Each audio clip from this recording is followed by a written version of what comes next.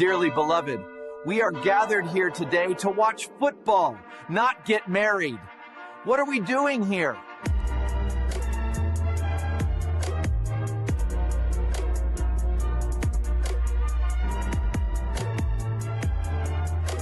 I've gotten a lot of baby powder. People like, man, what you getting out of baby powder for? I think I'm going to have to smack the hell out of a lot of people this year. I just can feel it. Hold on. The only thing you should be getting married to in the fall is football. That's right, y'all. It's No Weddings in the Fall, the show that rekindles your love back into football. We're finally back over our long extended vacation. We got a lot to talk about tonight. Let's get the introduction started. Welcome to the studio, Justin Herrera. Welcome in, sir. Yeah, so I was just thinking about this question. I know we're going to talk about Miami football, but Ben, did you ever come across Michael Irvin? And is he truly the walking incarnation of cocaine? I don't know. Listen, I've never seen that level of enthusiasm or energy from any former player. I don't care at what level. Michael Irvin, he's just a different dude. I mean, he amped up right now. He's amped up to go to bed. He's amped up to go to bed. It's like, he goes to the mailbox. I'm about to go get my mail. I mean, he's Michael Irvin, man. He is the epitome of Hurricanes football. When you talk about, he's done it on all levels, but listen, he couldn't wait to show off the abs and pull the bet off. And I'm like, dude, like, do you got a cameraman following you? Is there a cameraman just following you? Okay. I can't be mad at Michael Irvin. Look, he's when I get his age, I hope I still have, I'm not gonna be pulling my belt off like spanking stuff just cause, but you want to have that kind of energy, man. That's Michael Irvin, man. He can't wait to talk about the Canes. He amped up. I'm just saying, So listen, shout out. I've always wear the number 88 because of Mr. Michael Irvin. So no disrespect in my boy. I don't care how crunk he get on the sideline. That's my boy right there now. Oh, yeah, all right. Yeah. All right, let's also welcome in. You stroking that belt just like Michael Irvin did too. You see what he was doing to that belt? That was criminal, bro. I thought that was a crime. I was like, what are we doing on live TV? That's the man right there. All right, speaking of the man, let's welcome in Ben Skadoop Troupe. Welcome in, my friend. Man, it's been too long, fellas. Yes, I mean the holiday season had us all over the place, but we back for games that matter. You know, we got America's team. You know, the commissioner got me calling them America's team. Hey, man, the Canes moving on, the Dogs are not. So who got the better end of that deal? I would go with the Canes. I know that's right. All right, let's pay the bills real quick before we get into it all. If you're watching on YouTube, do us a solid, give us a like, throw a comment in. Got a question, throw it in there. Of course, we'll be happy to answer it. Little things stopping you from doing it, big things popping for us when you do. So we always appreciate that. If you're looking to play some daily fantasy, because that's all you got left now, some playoff, daily fantasy as well. Go to the Fast Strap app, use the promo code Troupe. We'll double that deposit up to $50, make you some money this weekend. And also, if you're looking for some championship bling for your fantasy champion, look no further than Pro-Am belts. All right, like I said, we got a lot to get into. So let's talk about the week on repeat. And now to football scores with the boys from No Weddings in the Fall with the week on repeat.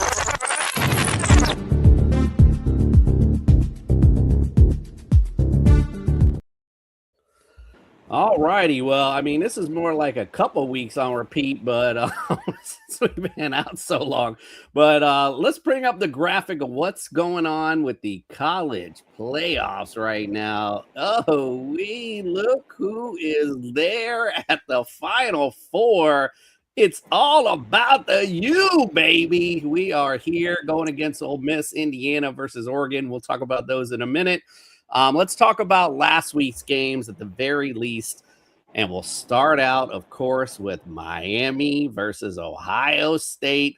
Little payback for my boys from years ago. Quick funny story. The game didn't have a lot of scoring in it.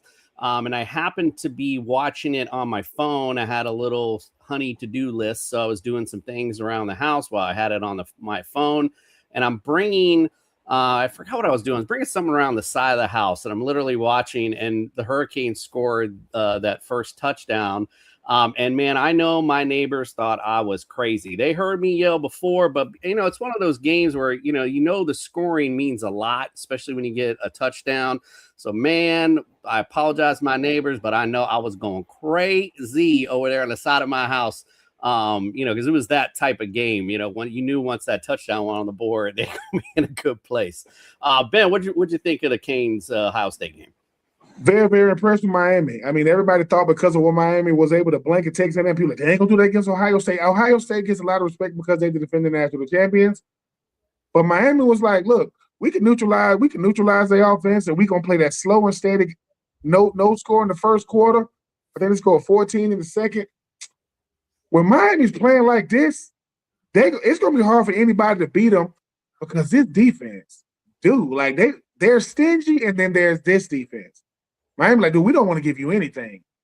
I mean, Jeremiah Smith, I know he's a Miami native. He going up to the guys after the game saying, they like, you made the wrong decision, Jeremiah. Yeah, probably should have stayed at the crib. It's easy to say that now after the fact. But Miami is a present. Shout out to the Canes. Shout out to Mario Cristobal. Shout out to Carson Beck, because everybody thought when he went down to Miami, he was going to be good, not great. The team was going to be good, not great. They real good. And to be one of the last 4 teams standing, I know we're going to get to Ole Miss Miami, but this was impressive. It's not, like I said, I look at football like fights, man. It's not how many fights you had, it's who you fought. Well, they just fought the defending champs. And they made them look very, very, very, very average. Like, everybody was like, Ohio State, they going back. Miami was like, nah, they going back home just quicker than they thought. So shout out to them Canes. Yeah, Miami's been very helter-skelter this year. So I was I went into that game obviously hopeful, but not expecting much because I know like sometimes they'll show up and sometimes they don't. But man, they certainly are showing up right now in these playoffs, and that's all that matters right now. You got to play your best ball at this time. So let's go Canes. All right, let's go to the next one. Justin, what do you think about Oregon putting a beat down on Texas Tech? 23-0. What do you think of that game, Justin? Was it a game? I mean, I just remember looking at that game and going, wow, Texas Tech spent a lot of money, but they didn't spend it on the quarterback because he was just absolutely – I mean, the offense was non-existent. I felt bad because that kid, Jacob Rodriguez, who was in the Heisman candidacy, he was shelling out. He was making big plays. But at the end of the day, they always say defense wins championships, but you got to have an offense that can at least put it across the goal line. And they did not have a quarterback that could do that. They had everything else, but the quarterback was just absolutely atrocious. Oregon was able to stop the run game for what it was worth. And, Oregon looking good going into another week, advancing farther than the Ohio State did. So they're on the right track. Well, good luck to them because they're going to play Indiana, who put another beat down on Alabama. Man, those guys look legit. What'd you think of that game, Ben? I think that a guy like Michael Irvin should have set a belt to Indiana, send the whole team belts. This was not you talking about not a game. And somebody said, no, which one is Alabama? They the one in crimson. So that's the Alabama team getting beat like that. Yep. Indiana looked like Alabama used to be, and Alabama looked like what we thought Indiana would be against them. This was not a game. Like, Indiana could have scored 50. They was like, dude, they can't score, they can't do anything. And look, the Paul Feinbaums of the world, the Cam Newtons of the world, man, stop it. Indiana beat the brakes off Alabama. Got the brakes beat off of them. Sorry, Michael Irvin couldn't get on a plane and fly to Indiana because he would have been like, dude, Indiana, Hoosier. He would have lost. Here's my Antoine Randall L., Michael Penix Jr. Shout out to the only Indiana players we know 3 Indiana players. We know Fernando Mendoza. I know Antoine Randall L. and Michael Penix. I couldn't tell you another Indiana Hoosier football player if my life depended on it. But for one day, to call them the better team was an understatement. They beat they beat Alabama like they stole something. I said, dude, turn it off. Like, turn this game all the way off. Shout out to them Hoosiers, a basketball school just beat the brakes off a football school. It is so funny, and I'm so glad you said that because I don't remember exactly the situation, but I knew I had the volume down on that game for some odd reason, and I was thinking the same shit. I was like, wait, that's Alabama and that's Indiana. What am I watching right now? So yeah, that's funny you brought that up because as I'm watching, I was thinking the same thing. I was like, man, this is just craziness going on right now. But Indiana looks like an NFL team right now playing against college teams, quite frankly. Like they're turning on. I was talking about the Canes turning on. These boys are really turning on. They've been doing it all season. So shout out to the Hoosiers, man. Basketball ain't the only thing no more they're gonna be known for. So good stuff there. All right. I should have asked Ben about this one, but we might have some tough feelings of the Ole Miss 39-34 against the Bulldogs. Justin, what you think of that game? I thought it was a great game. I thought it was Chambliss' best game. This team is really rallying. And, Lane Kiffin, I'll tell you what, Lane Kiffin can go suck it at this point because everybody out there is just the guy, Pete Golding? He is literally making this team believe that, fuck it, you're not – yeah, I'm telling you, Lane Kiffin, if they win one more game, is losing all of his transfers that he was going to be getting from Ole Miss. He's losing all of them because nobody's going to want to go play for that guy. Everybody's going to want to continue the energy there. I do have a question for Ben. Ben, because you're huge on Curt Cignetti. Do you want Curt Cignetti to move on to the NFL? No. If you're Indiana, are you going back in the Brinks truck up saying, fuck it, dude, you're our guy for a lifetime. You're the only guy who's ever made us look good on the football field. Because like you said, you're a basketball team. You're the only guy who's ever made us look good on the football field. I wish Curt Cignetti would. They already backed the Brinks truck up for him. Look, man, we already gave you, $94 million? Look, what do you want? You want 95? You want 96? Sometimes the lure of the NFL, outside of you being an NFL coach, I mean, once again, it depends on where you go. What if you go to Cleveland? What if you go to Arizona? Like, you don't want to leave Baltimore. That's what I'm saying. But here's the thing: Curt Cignetti he's not gonna go to. College coaching doesn't translate to the NFL no more than certain players' style of play always translate. Curt Cignetti is the hot coach right now, right? And he's the number one team in the country right now doing some big things. You want to ride that wave as long as you possibly can. You get $94 million. You get $94 million, and everything you say goes. You get $94 million in the NFL. You got quarterbacks saying, "Who are you talking to, Kurt? I'm talking to you." No, you ain't. You better go back to Indiana with that. You dealing with young men in college. You dealing with grown men in the NFL. And while he's the momentum, he got all the momentum right now. This is okay. He got the finish. I mean, everybody always talk about Cinderella. I mean, yeah, she had a glass slipper on. Okay, if she had a glass slipper, she wouldn't have even been invited. Hey man, I'm looking for the one that can wear this. Man, I don't know what is that, a size 4? No, I'm just saying I like Curt Cignetti. I just think you got $94 million to be the man in Indiana. What else do you want? Right? It's two guys that's the man in Indiana. You got Curt Cignetti and Hal Burton, but he hurt. So he ain't even playing right now for the Pacers. So Cignetti, stay where you at, because if you go to the league, you're going to have to coach Shedeur Sanders with Cleveland. You're going to have to coach the toddler, Kyler Murray, out there with the Cardinals, and ain't nobody trying to do that.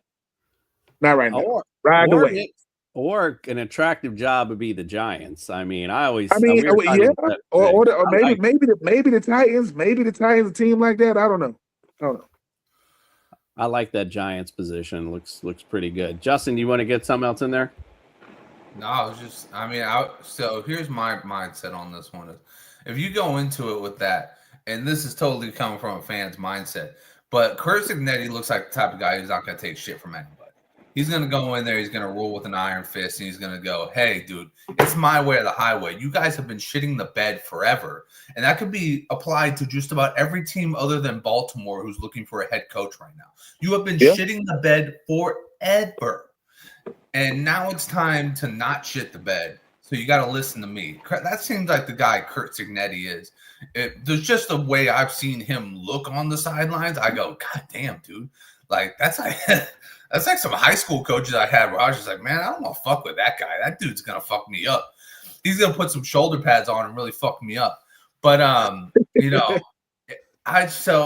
for me, I'm looking at it like he can ride this wave into next season. I know he's had a great already like transfer portal. He's gotten some big names to come over to Indiana, but he could ride this into the next level. If he wins the national championship, then he goes in and he turns around a team like, say, Vegas or Cleveland, God forsake. It's not possible. Cleveland. They build a statue to him the moment he got attended. If you could turn around the Raiders, God will say, "How did you do that? How did you do that?" The Raiders, but the world is better when the Dogs lose. When the Georgia Bulldogs get beat, as a Georgia native who can't stand Georgia, these fans be melting down in a way that's hard to. I love it, by the way, because the first thing they're gonna say is, "Well, Ben, you went to Florida." I go, "This ain't about where I went." See, isn't it crazy when y'all lose? Dennis, I said, look. I said, y'all played in one extra game. No, 2 extra games. I said, look, y'all lost. It's okay. You lost to a Lane Kiffinless team. You didn't even got a head coach. And you lost to him. I said, so look, you lost to a dude named Trinidad. It's okay. Gunner Stockton. Gunner? No. So I'm just happy that Georgia lost because these Georgia fans be like, Ben, you're jealous. I'm not jealous of people that wear red overalls that's not court ordered. I'm not jealous of that. Now, so get out of here with that. They said, Ben, no, some guy said, the Georgia fan was talking trash to me, kind of road raging. He said, Ben, where you headed? I said, I know you headed to Walmart. I know where you're going. So if I'm looking for you, I'll see you in the parking lot. That's kind of like, it's kind of like the same references. I'm looking online after the Miami-Ohio State game. I don't know who made the comment, but someone said, Ohio State would beat Miami 9 out of 10 times. And I'm just like commenting every time I see someone share that. I'm like, well, they got 9 to go. You didn't get this one. And this one's one when it matters. So that's why it's even more fun.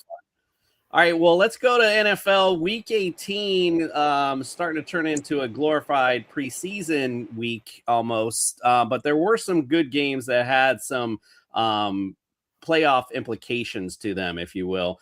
But I will just want to comment real quick that the Eagles, Nick Sirianni, ownership, you dumb as hell. You don't have your starters in at least for the first half. Build a lead, then throw your boys in, and you're number 2 seed. I mean, you get a second home playoff game. Like, that matters in the NFL, period. So I just didn't understand that move whatsoever. See, that's the question you asked Ben. Ben, would you want a day of rest if you knew you were going into the playoffs and you were going to be playing one of these teams that just got beat up? You were going to be playing the Seahawks and the Niners. One of those 2 teams was going to be coming into your house, and you knew they were going to beat the shit out of each other. Would you be okay taking a seat, getting rested because you played 17 games? You're already beat to shit. Mm-hmm. Do you want to risk getting injured, or do you want to sit and be like, okay, we're 100% or as 100% as you can get through 18 games going into next week? Or play for 1 half and not get hurt and get a second. But there's no guarantee. Playoff game. There's no guarantee on not getting hurt. Yeah, I probably would want to play at least the first half for this reason.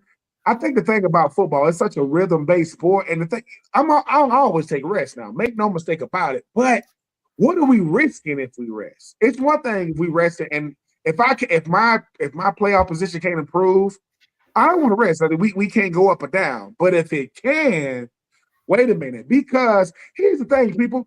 You're taking a person that's been on special teams and been a backup all year, and all of a sudden I got to start. Guess what else I got to do? I still got to play special teams. So now I got to play every down on offensive defense, and I got to go on kickoff return, punt return, field goal block.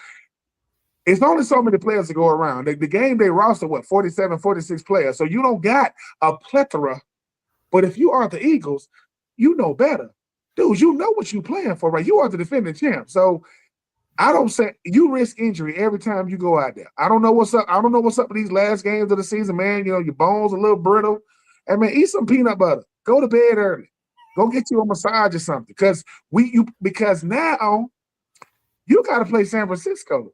You went to bed saying, all right, I like our chance. You woke up in a nightmare like, whoa, we got to play San Francisco. Yeah. That's our consolation prize for Luke. Yes. We didn't think this through because nobody is saying they want to play San Francisco. I don't care who you are in the NFC, Chicago, the Rams, Seattle. Nobody wants to play the 49ers, whether on the road or at home. And Christian McCaffrey and Brock Purdy and Ricky Pearsall. If Fred Warner plays, like I said, the Eagles got the best shot, but ain't nobody trying to play the 49ers because them boys can hurt you bad. Real bad. Yeah. But I like my whole thing is again, you do run but you run the risk anytime you go out there on the football field, period. And I'd rather be out there, especially as you mentioned, Ben, if it was for no reason, like, the seating wouldn't matter, then yeah, I'm totally with that. Just rest, sit down, don't matter anyway. But this second home playoff game matters, like, and especially in the NFL. You have to go wherever they have to go. It's not fun to go travel in the playoffs when you could just set your ass at home. And all it took was just to play a little bit of a first half. And you're playing the Commanders. Come on, did you really have to? 2 halves would have done it. A quarter and a half probably would have done it. But the Commanders was like, yeah, dude, we're a pretty good team. You're not. Nope. And some of the decision honestly, watching that game, they could have won it. There was a few decisions that were made that I just didn't get. There was a few times they went for it on 4th down. I'm like, why? Kick the field goal. You're playing the Commanders right now. Like, you know what I mean? So, I felt like they could have won that with their backups, but, that's the way the cookie crumbles in the NFL any given Sunday, as they say. But again, play your starters, get your lead, and then you're chilling. And then again, you get 2 home games. I mean, that to me would be totally worth it. All right, let's go to the games that really matter. How about the Bucks versus the Panthers, 16-14, and they are going to bed all happy on Saturday night, and then on Sunday, that had to hurt. 2 stank teams decided your playoff fate. Damn, Bim, what did you think of that one? The Carolina Panthers my Falcons a debt of gratitude twice. The Falcons beat the Bucks on Thursday night. Kyle Pitts out there was going for the 3 TDs. He has the most fantasy points for a tight end in NFL history. That's another conversation for another day. And then you needed the Falcons to come. So if the Falcons win, the Panthers in, and if Tyler Shuck and New Orleans win, the Bucks are in. The fact that Todd Bowles still has his job. So let me get this straight. The Bucks were rooting for the Saints, and the Panthers was rooting for the Falcons, and the Falcons won. So the Falcons, the Bucks, and the Panthers all finished 8-9. Talk about terrible. So who was the best of the terrible teams? It's the Panthers. So they're in at 8-9, and they get to host the Rams. Look, it's crazy, man. But yeah, that's why Raheem Morris is no longer with the Falcons. Todd Bowles get to come back one more year at least for the Bucks, and no one cares about Kellen Moore. No one cares about Kellen Moore out there with New Orleans. Kellen Moore finally get to be a NFL coach. He get to coach Tyler Shuck and no Alvin Kamara, no Tyrann Mathieu, Chris Olave. I mean, and Cameron Jordan has blonde hair.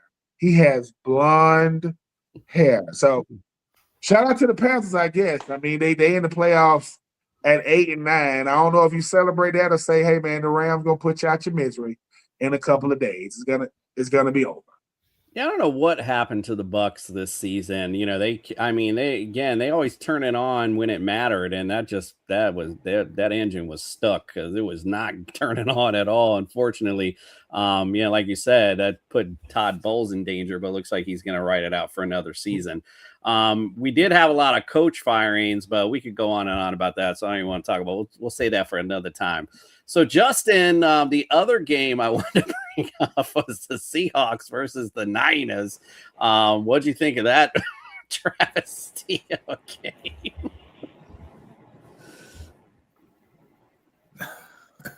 Honestly, I mean, I thought it could have been a lot worse than it was.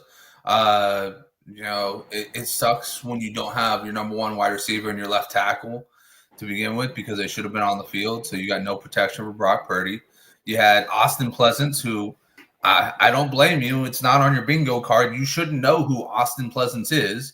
And you had Juwan Jennings getting manned up by Devin Witherspoon. And guess what?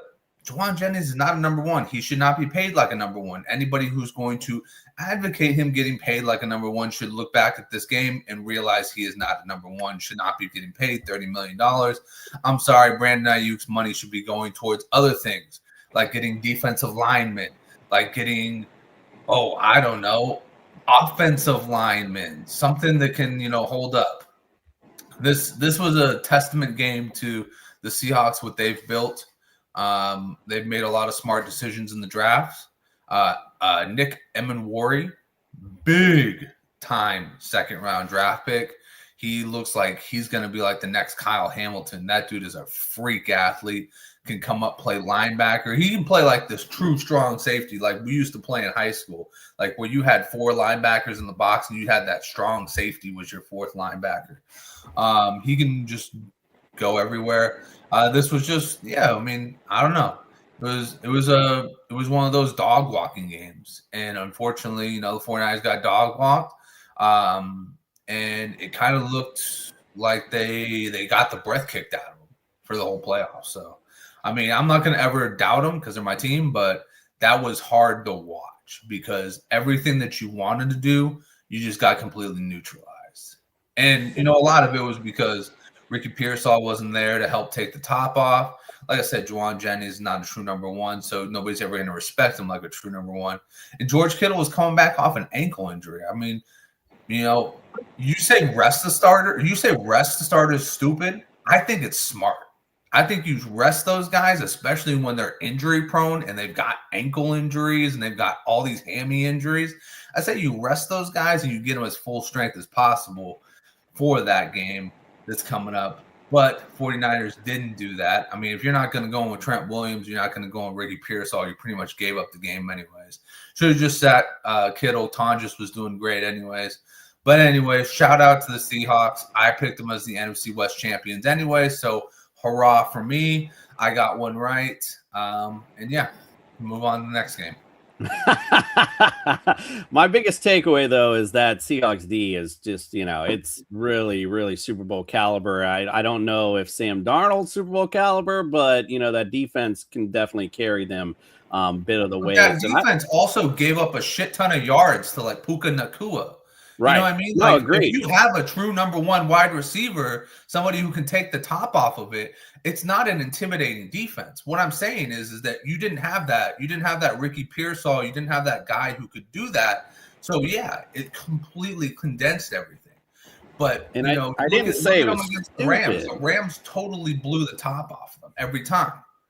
I didn't say it was stupid to rest starters. I was saying it's stupid if you have something to play for, which it would have been stupid for the Niners to sit people because you guys were going for the number one seed. I mean, hello, that would make sense for you to win that football game and go out and try as much. But they were already resting guys, so that's what I'm saying. Like, if you're already resting guys, just let everybody rest at that point. Yeah, well, that makes sense too, for sure. All right, and the last one, Ben, let's talk about the Steelers and the Ravens. What a way to close out the NFL season. That was at least a legit fun ending to a ball game. However, poor Tyler Loop right now. Not only did you kick your team out of the playoffs, but you kicked your coach out too. So what you think of that game?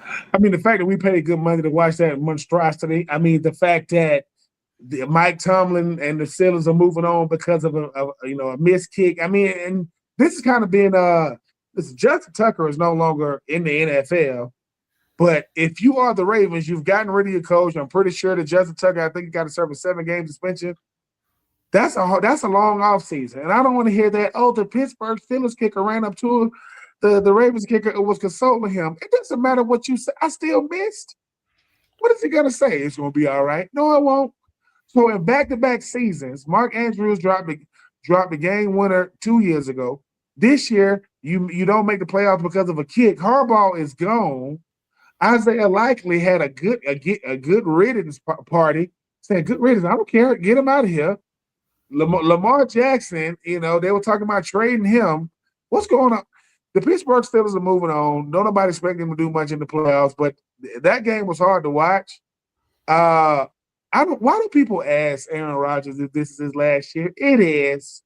Like, it doesn't matter how he feels. This is it, Aaron. Go home. Like, we're done no one looking wants at to see. I'm just saying, like, no one wants to see the discount double check. And DK Metcalf, I know you're gonna be back for the playoffs. You were in the locker room and they was asking you about when you put your hands on the fan. What you think they're gonna ask you?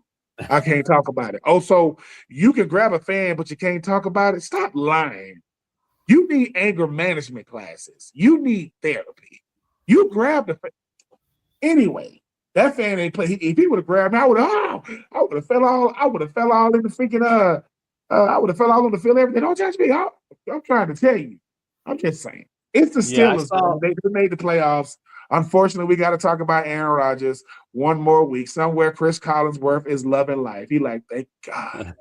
Because on his spirit animal is both Patrick Mahomes and Aaron Rodgers. Since Patrick Mahomes is gone, he get Aaron, Aaron. So we get to watch Aaron Rodgers for one more week. And he probably got a Netflix documentary talking about retirement already filmed. So when he loses, they're gonna say, cue it. He gonna say, hey, it's Aaron Rodgers, and I want to talk to you about why I don't talk to my family. And I have a wife that no one has ever seen before. What? Like, yeah. My wife, she's a real person. She's just not allowed to be seen in public. Okay. Yes. So the one thing I'll say to that, though, is yes, you're correct. Nobody want to see Aaron Rodgers, but if there was a team I wanted to see Aaron Rodgers against, it's the Houston Texans. Oh my God! If he wasn't thinking retirement now, he's definitely gonna be. He's gonna be signing the paperwork when he leaves that field Monday night. Because man, he just ain't to deal with ice and hot and Ben Gay because he gonna need all of it. He gonna need it. That plane. I mean, it's a home game for them, but yeah, they're gonna be like, "Hey man, give me all the Ben Gay and icy hot I can get," cause Danielle Hunter and Will Anderson, they coming for me. Indeed. And I'll just close with this. I'm with you. I wanted the Ravens in, especially the way Lamar looked. Like he was looking like, back to original form, if you will. But Mr. Harbaugh, if you like no state tax and you like where it's sunny, come bring your ass down here and bring Lamar with you. Bring him home with you because let's go. We ready for some kind of disciplinarian because that's what the hell this team needs for damn sure. Tired of being like the soft team that everyone looks at. All right, let's talk about what we're going to watch this week in the NCAA football. Don't worry, Ben. No weddings here. I just want to know what college game to watch this week.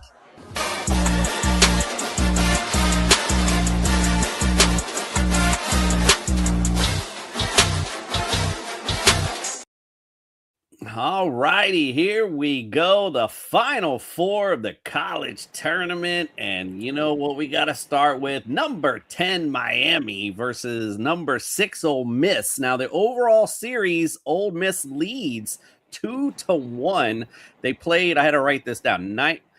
Last time they played was in 1951. It was 20-7, the Hurricanes. But their other games they played were in 1940 and in 1936. So it's been a long time since the Hurricanes played Ole Miss. So this one will be interesting. Ben, what are your thoughts on this game? Who wins and why? I think it's going to be a really, really good game. You got Trinidad, versus Carson. I think that while I think that Ole Miss has a lot of playmakers on offense, Miami's defense is lights out. I just think that when you look at what Miami's doing, they playing balanced football, and they can beat you in any kind of way. They can beat you in a slugfest where we're gonna play stingy, and then whoever make a play, or they can beat you running away. Ole Miss has been the talk of the college football playoff because they're doing it without Lane Kiffin. And Lane Kiffin, what you doing poaching these coaches, man, to make them come to LSU? Come on, Lane. And everybody knows when you go get food, you can't take the freaking shopping cart out. Get a bag. Anyway. Sick of that freaking video. I like Miami though. I think the thing about Miami is they're playing for something different. Like I played against the 2000 Hurricanes. I played against the 2002, 2003. I didn't play against 2001, or I would have went 0-4. It's not like I was going to have a better. I think the Canes are trying to get back to that winning tradition, man. And Mario Cristobal, he didn't come back to be mediocre. They got a shot to do it. Now, Ole Miss ain't gonna just go away, but I got the Canes moving on. I think they're the most balanced team because they got it on offense, they got it on defense.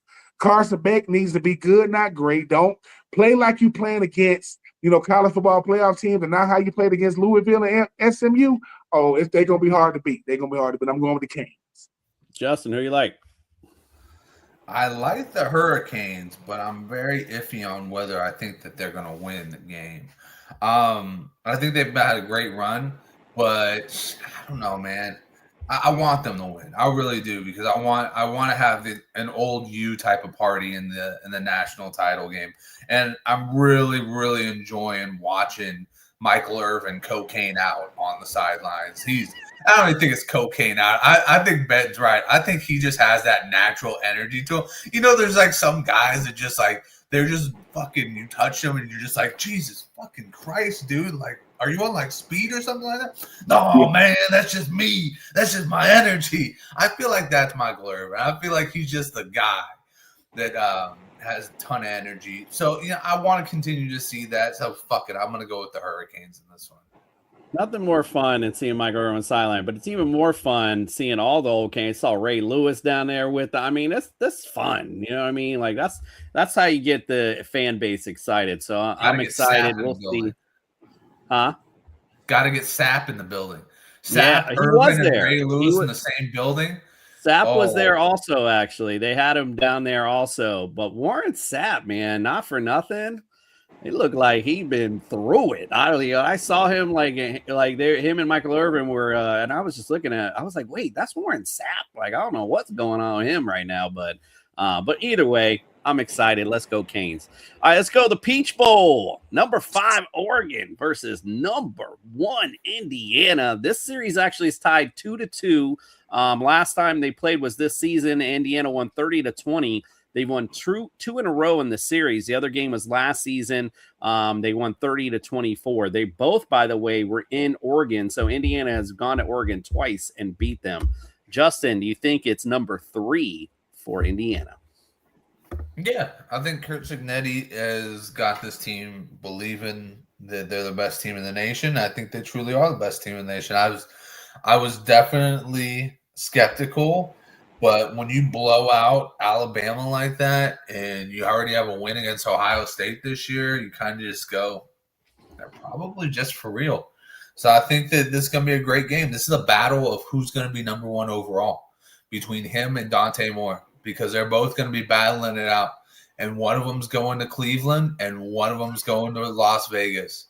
And they're both going to be fucking miserable in a year. So let's enjoy this now, boys. Well, you might be miserable playing for Las Vegas, but I sure to hell would much rather be there than Cleveland. That's all I got to say about that. Ben, what do you think? Who wins and why? I think it's 3 for 3. I think Indiana beats Oregon. Oregon is a team that loses to the good teams. That's what they've known for. They're going to be really, really good, but they're going to lose to really, really good teams. And Dan Lanning is a good coach. Dante Moore is a good quarterback. Oregon is a good team. Indiana has a better quarterback. They got a better coach. They got a better team. And if you are to these former Oregon Ducks out there, they be talking trash, talking about people just be hating on y'all. Hating on what? Like what? Because y'all got 100 different uniform variations? Because y'all got wings on your freaking helmets? No, Oregon. You got to win something. You can't go, let me show you these Nikes over here. We know y'all got the Nike. Nike was birthed here. We get it. Can you win the football game? The answer is no. And when you finally lose this year, you're losing to a basketball school. Nothing screams, we're not a football school when you're losing to a basketball school. So it's going to be a good game. But I just think Indiana, the way they play football, they bludgeon you. They just hit you and hit you and hit you and hit you and hit you. Fernando Mendoza looks like Woody off a Toy Story. That's who he looks like in the face. Oh, my God. That's him. That's Woody. Look. That's who Fernando Mendoza looks like. Love him, but that's who he looks like. And so yeah, give me Indiana, Kurt Signetti winning the big way over Dan Lanning and company. Hoosiers are going to infinity and beyond, to your point, my friend. Looking like an NFL team, like I said earlier. All right, let's get to Wild Card Weekend in the NFL. You all are terrible. Even the boys from No Weddings in the Fall didn't pick you to win.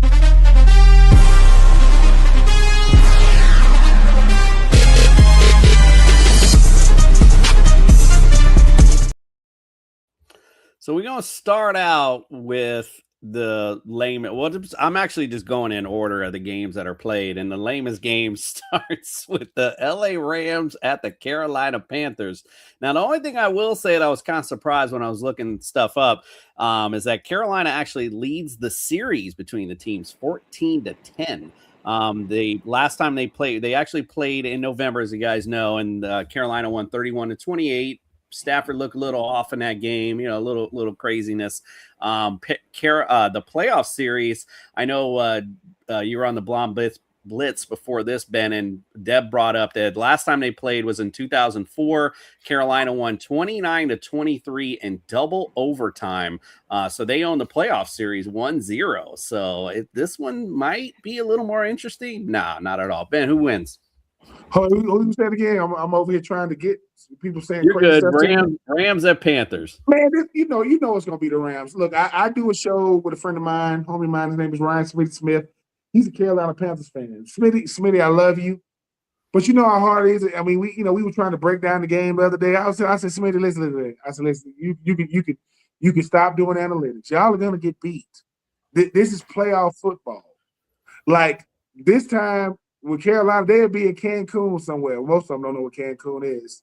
They probably think Cancun is a Mexicana restaurant or something, but Tex-Mex, it's not. So I'm just saying, yeah, it's going to be the Rams in a big way. I mean, Matthew Stafford playing like an MVP. Puka Nacua, can't nobody cover him. They got a nice running game. Jared Verse is one of the best young defenders in the league. Give me the Rams. And Devontae Adams supposed to play. Who going to cover him in the red zone? Give me the Rams.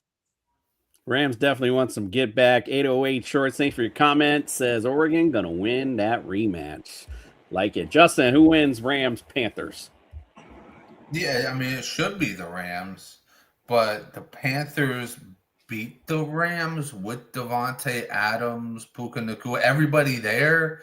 And they beat them pretty handily when you think about it because Matthew Stafford was just throwing interceptions left and right.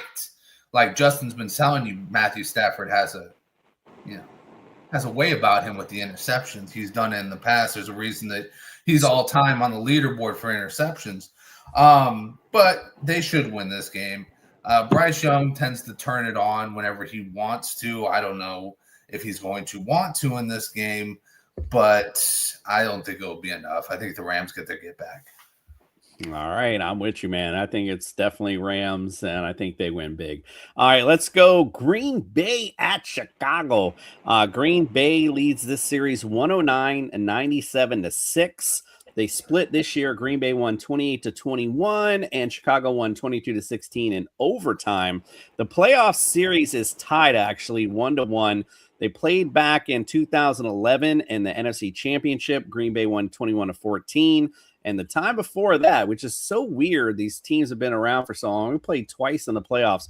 The last time they played other than 2011 was in 1941 in the divisional championship. Chicago won 33-14. Who do you like this year, Justin? I like the Packers in this game. I think the Packers got healthy. Another team that just rested Josh Jacobs and said, fuck it, dude. We're going to get you healthy because we know you're a dynamo. They rested Jordan Love. They rested Christian Watson. And, the Bears didn't because the Bears wanted to be the second seed instead of the third seed. Much of a difference there. But anyways, I'm going to go with the Pack in this one. I think it's just going to be experience at this point. I think the Packers have more experience in the playoffs. So Chiefs Kingdom says, "Buddy on the bottom look like you need to catch a fade." I don't know what you're looking at, but I think you just mad because your boy's the one that really needs a haircut, brother. Shit. All right. Who wins, Green Bay and Chicago? I got Green Bay too. I think Chicago, they coming in, they had a really, really good season, but sometimes order has to be reestablished. And Jordan Love is looking over at Caleb Williams and saying, "Look, dude, what color your fingernails gonna be? They're gonna be black, they're gonna be orange. I don't know what color they're gonna be, but you're gonna take this L, that fresh L." I got Green Bay with no Michael Parsons, even though Michael Parsons' best friend Diggs is over there in that secondary. I think Green Bay goes into Chicago and gets a big dub. And they set Caleb Williams still isn't the only, he's not 4,000-yard passer in Chicago. I don't know why that's important. I want to be the first 4,000 yard. Who cares? Like, so give me Green Bay. Green Bay. Joe Rivera thinks Chicago at home is the winner. I'm actually going to agree because I think both these teams kind of mirror each other in the respect that I don't really believe in either of them. But the Bears have shown out this season, obviously, the way they've gotten the second seed and they're at home. So they've won some football games this year. Caleb Williams has really surprised me in a lot of ways. Justin, like I said, I've said it 1,000 times. You said it way in the summer that this Bears team is going to be for real. I didn't really believe you, and now I'm believing. So I'm going to go with the Bears at home against the Packers. I think, again, I think it's that home field advantage type thing, quite frankly. And I just said both these teams are just kind of meh to me, quite frankly. All right, let's get to the next one. We got Buffalo at Jacksonville. This one's very interesting. This series actually is tied 10-10. They played last year. Buffalo won 47-10. Damn. Playoff series, though, Jacksonville 2-0. They played in 96. Jacksonville won 30-27. And then at the 2018 AFC wild card, Jacksonville won 10-3. So Jacksonville got a little playoff spice for those Bills. Ben, who wins this one and why? I like the Bills. I think that while Jacksonville is coming in hot, I think the Bills found their rhythm at the end of the year, even though they didn't win that division. I think they reestablished dominance. I think that Josh Allen is obviously still playing at a big-time level. And he got talking about James Cook and what he brings to the table. I like Jacksonville now. Make no mistake about it. Parker Washington and Trevor Lawrence and Travis Etienne and Trayvon Walker and Josh Hines, Allen. But there's a thing called perception versus reality. The perception of it is, y'all real good in the AFC South. The reality is the Bills like, nope. Sorry, dude. There's no Patrick Mahomes in these playoffs. This is going to be Josh Allen's best shot to get to the Super Bowl. Don't know if he'll win it, but he got to get past Jacksonville. Sorry, them Duval Jaguars had a good season. But Liam Cohen, it's Liam Cohen versus Sean McDermott. That don't even sound like football coaches. That sound like financial advisors. Like, yeah, man, you talking about the McDermott firm? Yeah, man, they help you keep your money. I'm gonna go with the Bills. Justin, do you like Duval or the Bills? Yeah, I'm gonna go with Duval here. Listen, I think it's all about coaching. I think it's all about building. Like, these are two different teams. One team built around their quarterback and got him better, and the other team has left their quarterback out to dry. Because Josh Allen, he can't keep doing this all by himself, as he showed this year. It has been really tough to just outman all these teams that have got, defensive resources like no other. And when your team has zero defensive resources, and I mean zero defensive resources, it is going to be very hard to stop this Jacksonville Jaguars offense. I think the Jags scoop by. I think they pull up what a lot of people are calling an upset. I don't think it's an upset, but a lot of people are going to call it an upset. Yeah, I am. This is like the one I'm so excited for this game, just because I'm just so interested to see how it plays out. I'm with you, Ben. Like, this is Josh Allen's time. Like, this is the Bills' time. But watching him play this season, it's like, that defense. It's not really Josh Allen. It's just really the defense. And God, like, get this man some receivers. Like, he's throwing the Brandon Cooks is making plays for this team. Like, so I'm kind of like in between, quite frankly, on this one. So I'm going to slide again to the home team. I'm going to go with Jacksonville on this one. But, honestly, as much as I hated Tom Brady because I was so tired, I'm actually don't feel that way to Josh Allen, even though, of course, he owns my team. But I do love the way he plays, and I like Josh Allen as a player. So I want them to win, believe it or not. But I'm going to go Jacksonville in this one. I just think right now defensively they're a smidgen better, a smidgen.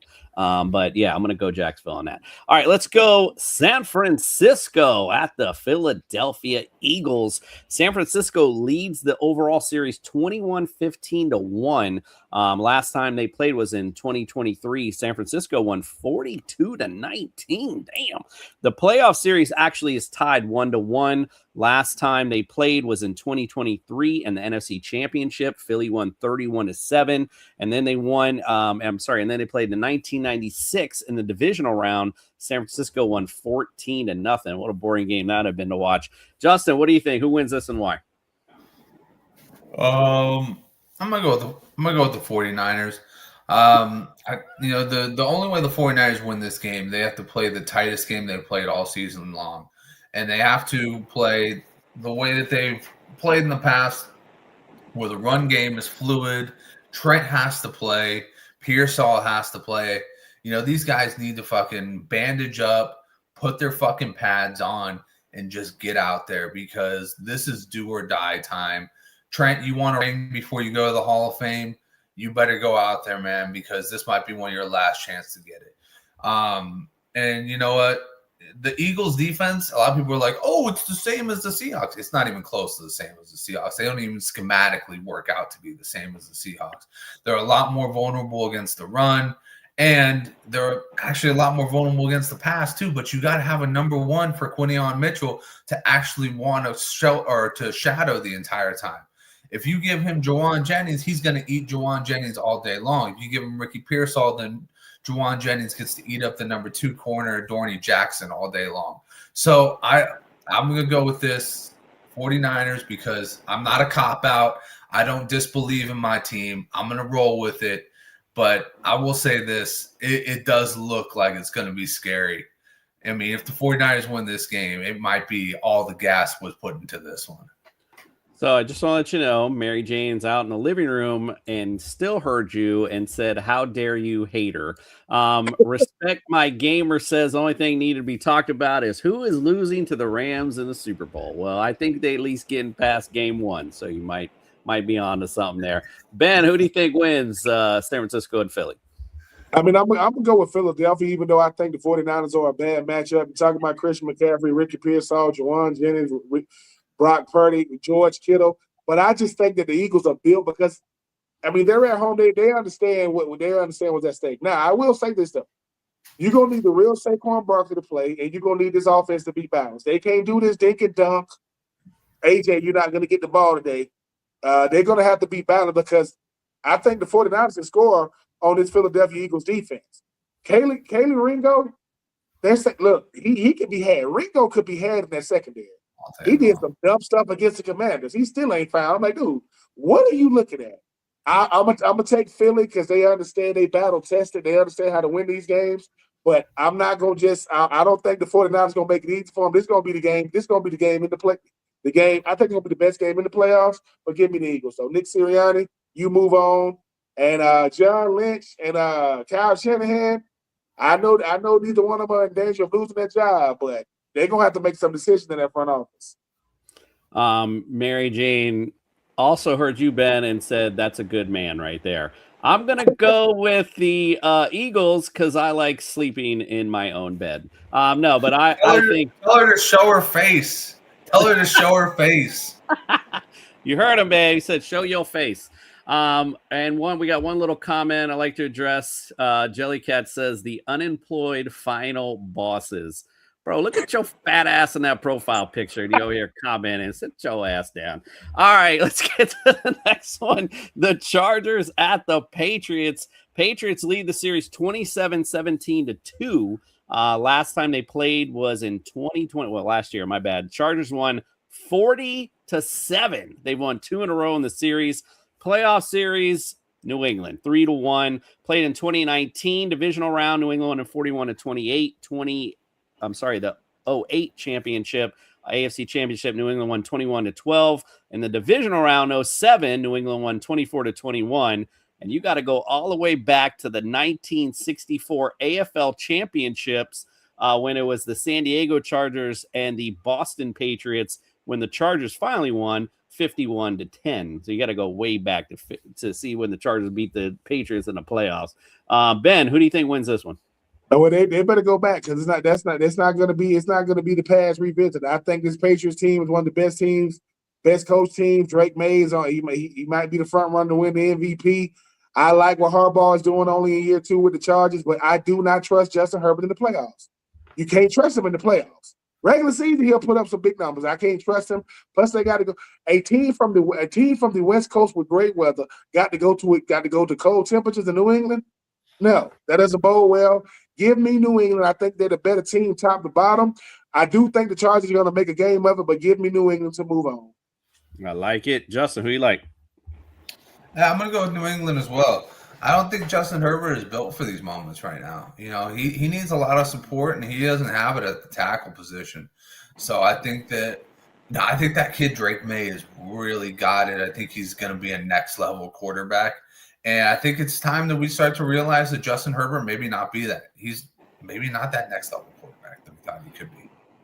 Yeah, I feel like New England turned into what I thought the Chargers were going to be, where they run the football well, play deep, good at the quarterback position, and defensively play well. That's kind of what I thought the Chargers were building towards. Something happened in there. I don't really know what. Maybe there's more of a conflict with Justin Herbert wanting to more air it out and instead having to hand the ball off quite a bit more than he's probably used to. Not really sure what it is, but it certainly seems broken. But the defense looks okay too. So, I think this might be a low scoring game, but I do like New England as well, especially at home. All right, let's get to the Monday Night Delight we referred to earlier. Houston at Pittsburgh. Pittsburgh leads the overall series 5-3. Last time they played was in 2023, and Houston won 30-6. This will be their first ever meeting in a playoff, so we got no record on that. But it's going to get ugly, I think. But what do you think, Ben? Who wins this one? I think it's going to be the Houston Texans. I think this Pittsburgh Steelers team is not the Pittsburgh Steelers we grew up watching. Yes, they lucked up to get in. Listen, Derek Stingley Jr. going to shut DK Metcalf down, right? Daniel Hunter and Will Anderson Jr. They gonna make sure that Aaron Rodgers hates playing football. They're gonna be all over him. And CJ Stroud and company. Nobody scares you on this Pittsburgh defense. Jalen Ramsey plays safety. He don't even wear gloves. He be out there looking like the mannequin. Like, dude, put on some gloves and try to get some swag to you, man. Like, you out there looking normal, talking trash. I'm going with the Houston Texans to move on. We're going to put the Pittsburgh Steelers out there, misery. DK Metcalf, get you some therapy, man. Go to anger management classes. Like, why are you so mad? You make too much money to be that mad. Give me the Houston Texans, DeMeco Ryan over Mike Tomlin and the Steelers. I like it. Justin, who do you think? Yeah, same. I just honestly, it's the same old story. We put the Steelers on Monday Night Football just to see them get demolished again. I mean, come on. Why are we continuing this narrative? I don't know why this team is always given the last. They're always the final act, and it's just them getting slaughtered in the final game. It doesn't matter who's doing the slaughtering, but it's always the Steelers getting slaughtered. So I don't know. I don't know what to expect from this game other than, it's going to be the curtain call for Aaron Rodgers, and hopefully they got the ambulance ready because I think it's going to be a long ride to Pittsburgh Medical or UPenn or wherever the fuck he's going. Yeah, like I said before, if he was contemplating not retiring towards the end of the season, it's going to be a real quick decision after this one. I like the Texans to beat the hell out of the Steelers on Monday night. So that's why I said, man, it would have been better if the Ravens were there because it would have at least been a good game. And they got some playoff history too. But whatever, we're stuck with what we got. All right, well, don't forget, me and Justin are heading out tonight. Don't forget to check us out on Saturday. You can wake up with us. We're going to go over all your playoff stuff. We got NFL bets. We got Brian with injuries. We've got a little Saturday morning cartoon. Now it's not the Sunday morning cartoon, it's a Saturday morning cartoon. So get you some DFS plays in there as well. And of course, we'll do our picks. So check us out on Saturday morning. Wake up with TSS. Get you ready for playoff football. All right, we're out for tonight, but our boy Ben's going to close it out with his Skadoop of the week. See you next time. I don't know about you, but I'm ready for Ben Troupe's Skadoop of the week.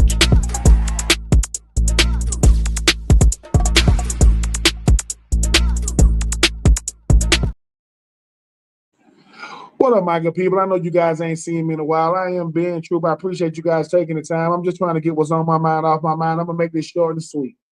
If your team doesn't have a coach right now in the NFL, your team is not good. I know the Baltimore Ravens, everybody's saying, man, what type of coach are we going to get? It's not going to be good as Harbaugh. And if you are the Texans, if you are the Titans, if you are a team like Arizona, if you are a team that's not good at football, why are y'all thinking all we got to do is get a coach in there? The Raiders are the worst organization in the NFL. I don't care what anybody says. That's with the Jets and the Browns. Why am I going on a rant when it comes to these coaches? Because Jason Garrett might get an opportunity to be a coach, the former coach of the Cowboys. When it comes to the coaching carousel in the National Football League, the reason why teams stay bad is because you get the worst coaches. Go get a coach that's young enough to know who Lil Baby is, but old enough to be able to tell these players, get your behind in there and watch some film.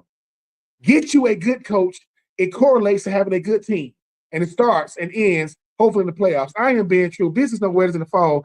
2025, just like in 2026. I got big hands and I got enough money for a baby powder. If I catch you in a church up against your noggin, and I'm out of here.